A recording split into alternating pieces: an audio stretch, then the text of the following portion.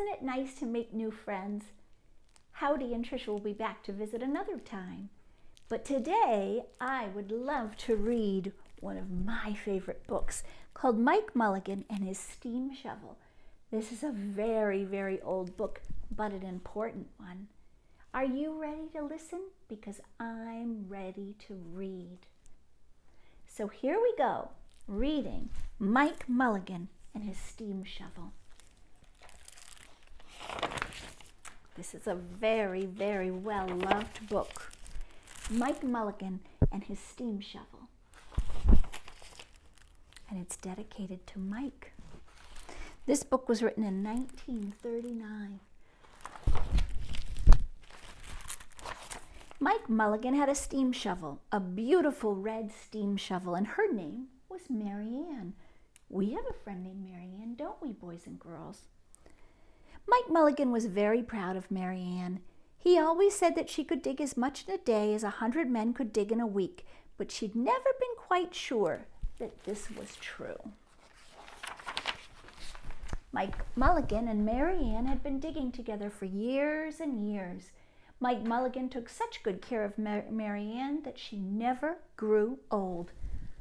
It was Mike Mulligan and Mary Ann and some others who dug the great canals for the boats to sail through. It was Mike Mulligan and Mary Ann and some others who cut through the high mountains so that trains could go through. Good job, Mary Ann.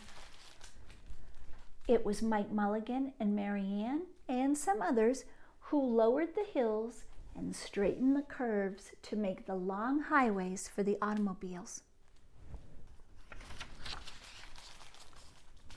It was Mike Mulligan and Mary Ann and some others who smoothed out the ground and filled in the holes to make the landing fields for the airplanes. Look at that.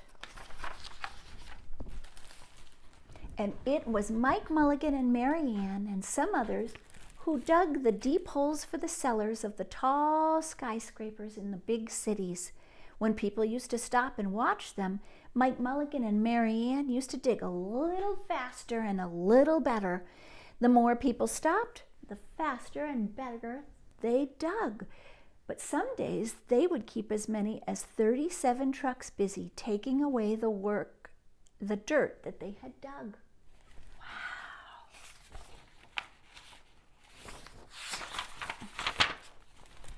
Then, along came a new gasoline shovel and a new electric shovel and a new diesel motor shovel and took all the jobs away from the steam shovels. Mike Mulligan and Mary Ann were very sad. I bet they were. I bet they were very, very sad. All the other steam shovels were being sold for junk, or left out in old gravel pits to rust and just to fall apart. Mike loved Mary Ann. He couldn't do that to her. He'd taken such good care of her that she could still dig as much in a day as 100 men could dig in a week. At least he thought she could, but he wasn't quite sure. Everywhere they went, the new gas shovels and the new electric shovels and the new diesel motor shovels had all the jobs. No one wanted Mike Mulligan and Mary Ann anymore. Then one day, Mike read in a newspaper that the town of Popperville was going to build a new town hall. "We're going to dig the cellar of that town hall," said Mike to Mary Ann, and off they went. They left the canals and the railroads, the highways and the airports and the big cities where no one wanted them anymore, and they went way out into the country. Look at that. Looks a little bit like Canterbury, doesn't it? They crawled along slowly up the hills, down the hills, till they came to the little town of Popperville.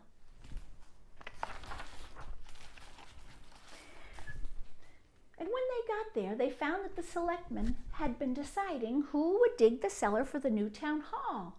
Mike Mulligan spoke with Henry B. Swamp, one of the selectmen. "I heard," he said, "that you're going to build a new town hall. You see, Mary Ann and I will dig a cellar hole for you in just one day. What? Said Henry B. Swamp. Dig a cellar in one day? It could take 100 men at least a week to dig the cellar for our new town hall. Sure, said Mike, but Mary Ann can dig as much in a day as 100 men could dig in a week. Though he'd never been quite sure that that was true. And then he added, and if we don't do it, you won't have to pay. Ooh. Henry B. Swamp thought about this and how it would be an easy way to get part of a cellar hole dug for nothing. So he smiled in a rather mean way and gave the job of digging the cellar of the new town hall to Mike Mulligan and Mary Ann. I wonder what's going to happen.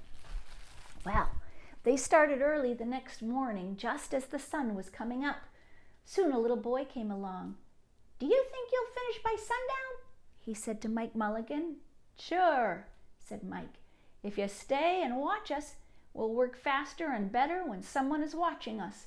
So the little boy stayed to watch. Can you see, boys and girls? Then Mrs. McGillicuddy, Henry B. Swamp, and the town constable came over to see what was happening, and they stayed to watch.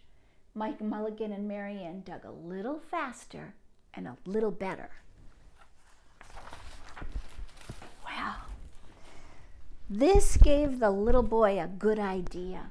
He ran off and told the postman with the morning mail, the telegraph boy on his bicycle, the milkman with his cart and horse, the doctor on his way home, the farmer and his family coming into town for the day, and they all stopped and they all stayed and watched.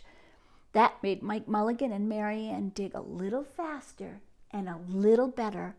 They finished the first corner neat and square, but the sun was getting higher. Look at how well they're doing, boys and girls. And look, clang, clang, clang. The fire department arrived. They had seen the smoke and thought it was a fire. And then the little boy said, why don't you stay and watch? So the fire department of Popperville stayed to watch Mike Mulligan and Mary Ann. And when they heard the fire engine, the children at the school across the street couldn't help but keep their eyes on their lessons. The teacher called a long recess and the whole school came out to watch. That made Mike Mulligan and Mary Ann dig a little faster and a little better. They finished the second quarter neat and square, but the sun was right up in the top of the sky. I bet it was around lunchtime.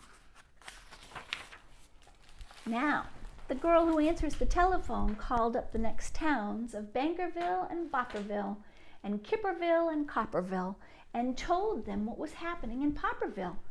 All the people came over to see if Mike Mulligan and his steam shovel could dig the cellar in just one day. The more people came, the faster Mike Mulligan and Mary Ann dug. But they would have to hurry. They were only halfway through and the sun was beginning to go down. They finished the third corner neat and square. Oh, it's getting close. Well, never had Mike Mulligan and Mary Ann had so many people watch them. Never had they dug so well and so fast, and never had the sun seemed to go down as fast. Hurry, Mike Mulligan, hurry, hurry, shouted the little boy. There's not much time. Dirt was flying everywhere. The smoke and steam was so thick that people could hardly see anything. But listen! Bing, bang, crash, slam, louder and louder, faster and faster. Wow! And then suddenly it was quiet. Slowly the dirt settled down and the smoke and the steam cleared away and there was a cellar all finished. 4 corners, neat and square, 4 walls straight down, and Mike Mulligan and Mary Ann at the bottom, and the sun was going down behind the hill. Hooray, shouted the people. Hooray for Mike Mulligan and his steam shovel. They have dug the cellar in just one day. Oh, wow. Suddenly, the little boy said, "How are they going to get out?" "Oh, that's right," said Miss McGillicuddy to Henry B. Swamp. "How is he going to get that steam shovel out?" Henry B. Swamp didn't answer, but he smiled in a rather mean way. And then everybody said together, "How are you going to get out?" "Hi, Mike Mulligan, how are you going to get your steam shovel out?"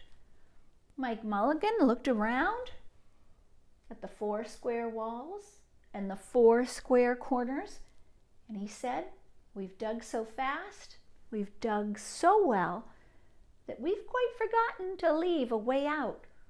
Nothing like this has ever happened to Mike Mulligan and Mary Ann before, and they really didn't know what to do." Boys and girls, what do you think will happen? Nothing like this had ever happened before in Popperville. Everybody started talking at once, and everybody had a different idea, and everybody thought that their idea was the best idea.